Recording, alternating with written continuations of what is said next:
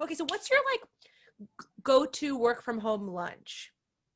Ooh, I like this question a lot. So Issa and I have been getting very into like strategic meal prep, which is not like, I don't know, I feel like when I hear meal prep, I picture these like keto people with like their salmon and their like all this stuff and they're like weighing things. Yes. We are like big veggie people. And so we go to the farmer's market every week. That's where we get our veggies and we like know all the farmers and we go to our mushroom guy, whatever.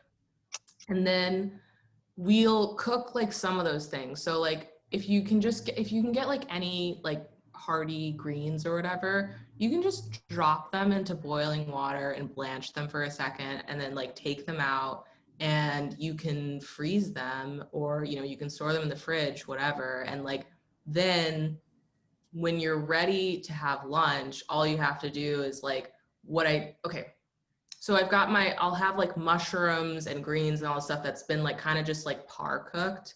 And then you can just assemble all of that stuff really easily for lunch. So like I'll also do like a lot of beans. So I'll cook, we did chickpeas from that brand Rancho Gordo that everyone loves. That they're actually the best beans. The hottest They're bean delicious. company of 2020.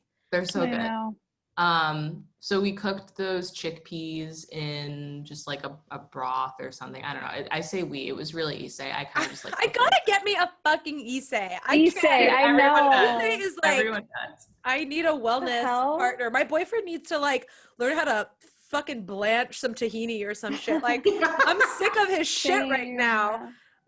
My boyfriend brings home like cookies from Trader Joe's. Like that's not gonna fly anymore. Okay, now that I know. I know. Mine calls me at night. He's like on the way home from his friends. He's like, "You want McDonald's or Taco Bell?" I'm like, "This is not what I need in my life. Like this doesn't help me." I'm pissed. I'm pissed now. Well, one day we'll keep going, I guess. All over. But okay, so the beans. If you have beans in your fridge that you've cooked with like, I don't know, just like some carrots and onions and celery, and you cook those, it's really not that hard. You cook those, you leave them in your fridge. Then whenever you need to make something like, I'm sorry, I'm going all over the place, but like you can throw the brothy beans into anything. Like last night we like boiled some pasta and put the brothy beans in there. And then all of a sudden we had this like very nice like brothy bean pasta situation. And I think we threw in some of those greens too, like that were already cooked. And so it's like you kind of compartmentalize these different things where it's like you cook down a bunch of mushrooms, you like blanch some greens, you cook up some beans, you just store all that stuff in the fridge. And then whenever you need to assemble something, you're not like cooking from scratch because that's too much work and it's complicated and it's not sustainable.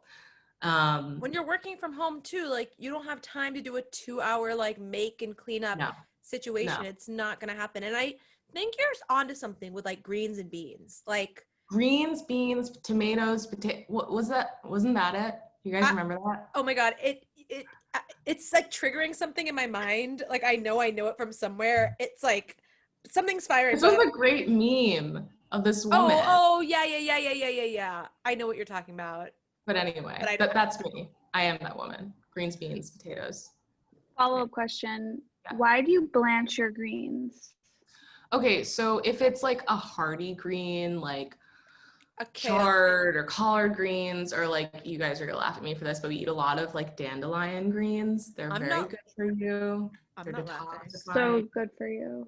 A lot of bitter greens. We do dandelion, we do like the chicory, like all that stuff. Like if you're doing something that's heartier like that, you wanna blanch it because blanching it before you say like saute it or like throw it into a soup or whatever is just gonna get rid of like the fibrousness of it. Like I don't know if you've ever cooked certain types of greens that are really hearty and like even after you cook them, you're kind of like, you just feel like you're not, like it's still kind of, it's fibrous. You like turn into a dinosaur.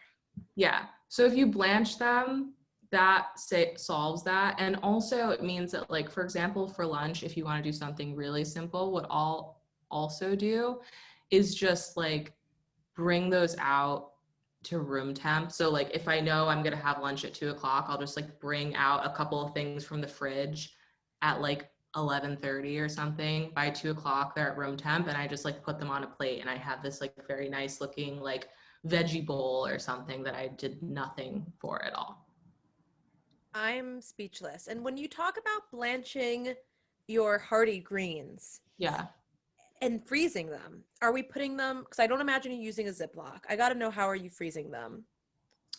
I just use like I don't know, what is that, Pyrex, like the glass container. Okay, so we're putting them like in a big, in a container. Yeah, okay. And specifically for the greens, if you're just gonna keep them in the fridge, put like some vinegar or something on top of them, because otherwise they go funky really fast. But if you're gonna just store them in the freezer, which is like a game-changing life hack for just like, oh shit, I need something, you just pull it out of the freezer. You can just freeze them. Obviously they won't go bad in there. Okay, this is good. We're taking notes. I'm learning. School is in session with Trinity.